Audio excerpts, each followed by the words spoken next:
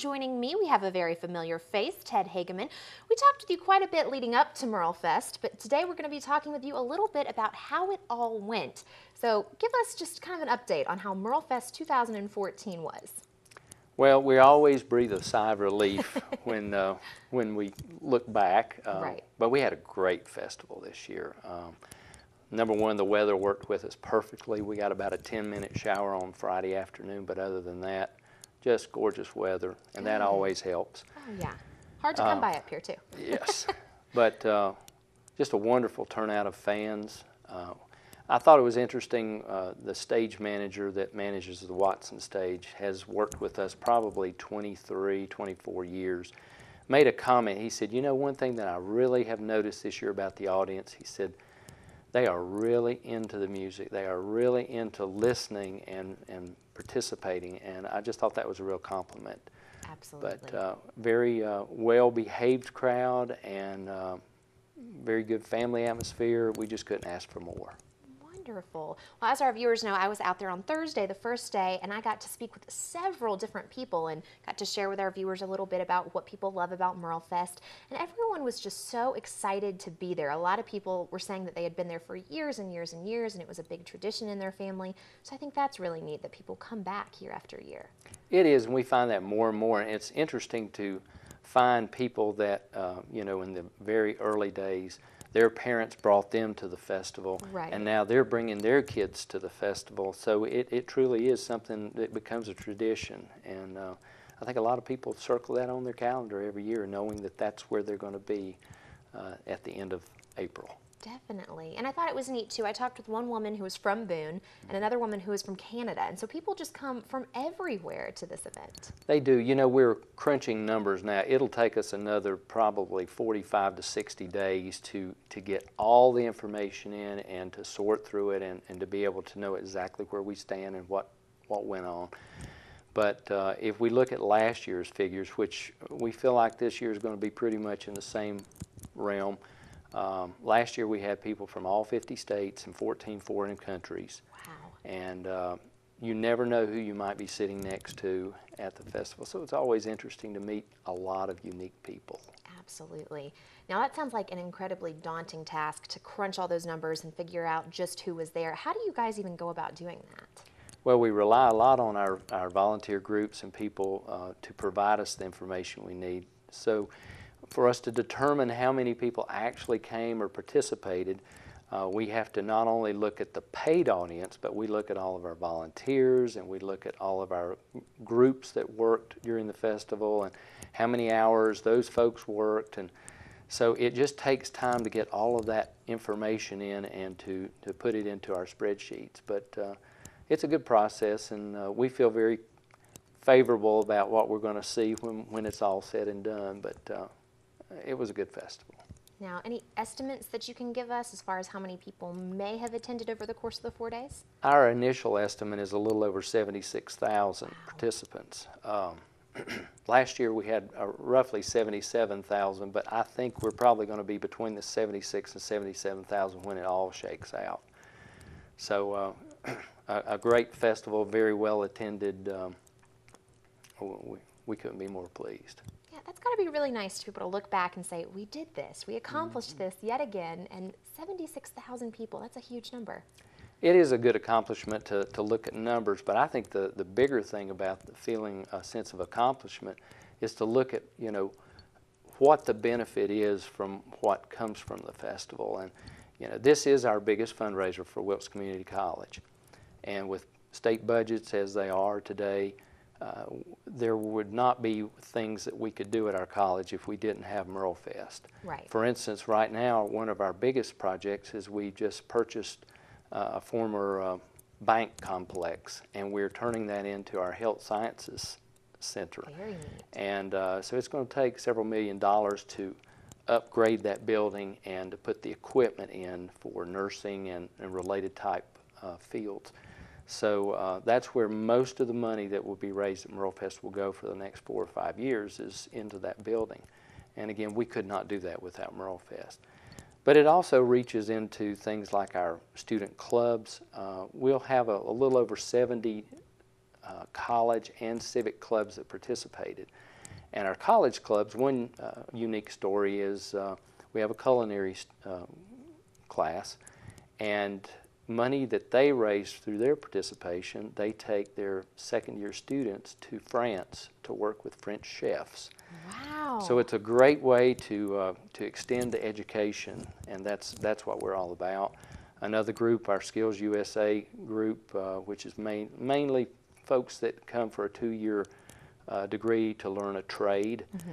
They compete in a national competition. We took a 30-some last year to Kansas City to participate. Again, those expenses are covered by what monies they make at Merlefest, so that's a good thing. And then we look outside of our college at the different clubs and organizations that benefit from this. And last year alone, it was almost $400,000 that those clubs made and raised, which helps fuel the various things they do throughout the year. So it's a win-win-win for everybody. Now, did anybody ever think when you guys started this little fundraiser almost 30 years ago that it was going to turn into what it has today?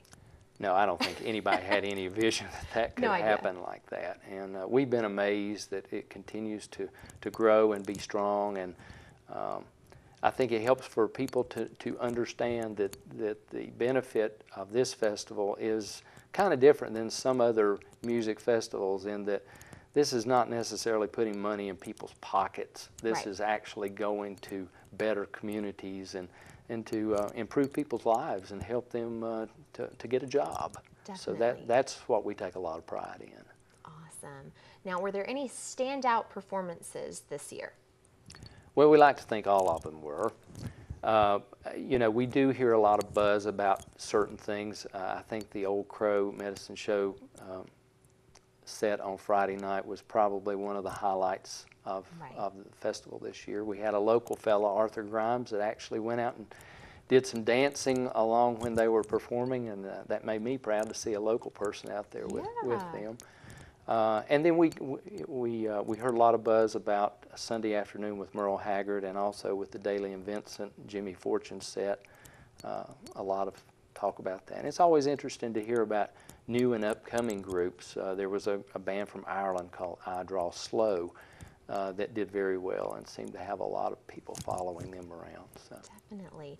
Now, can you say anything about when a songwriter or a singer or a band does come and they're not very well known? What does Merlefest do for them? Well, that's a good question. You know, in a lot of cases, people do want to come to Merlefest because they look at this as a great thing to have on their resume.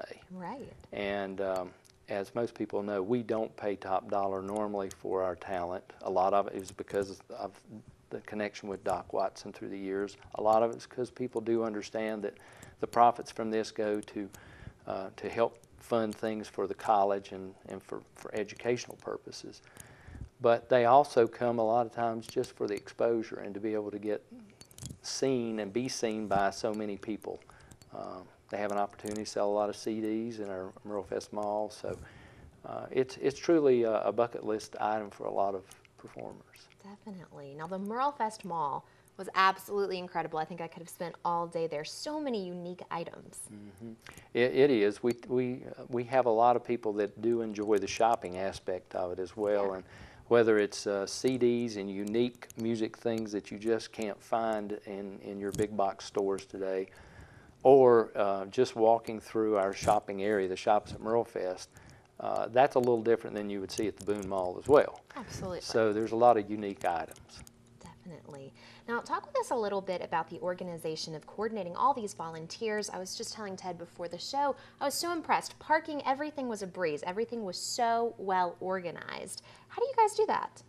Well, a lot of it has come about over 28 years of trial and error. Practice. We've learned some mistakes, and you know, every year, and that's what we're doing right now. This is a very busy time for us right now because we're wrapping up, and we try to make copious notes during the festival of things that we see that could be improved, could be more efficient.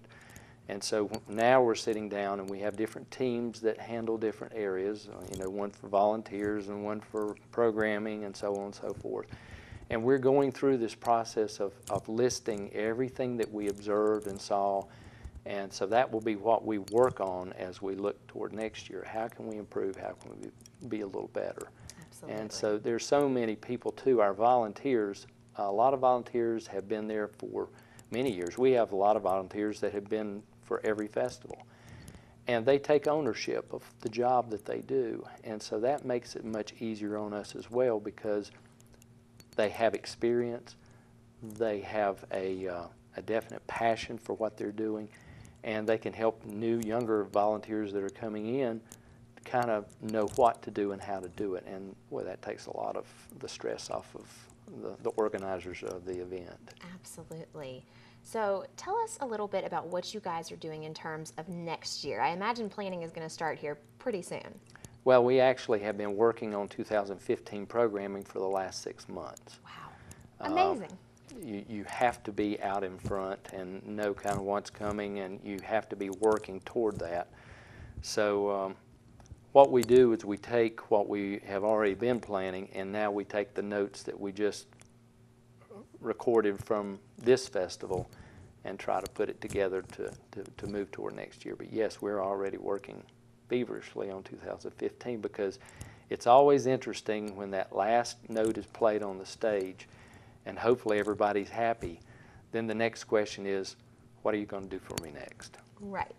Absolutely. Well, it sounds like you guys have it down pat and have people just coming back again and again. So I think everybody is probably already looking forward to Merlefest 2015. We are. Do we have any dates yet?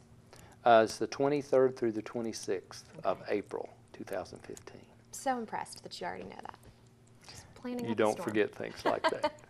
Very neat. Well, thank you so much for coming in to talk with us. We really appreciate it, and so glad that Merlefest 2014 was so successful. Thank you, Danielle. And we appreciate the station's support very much. Absolutely.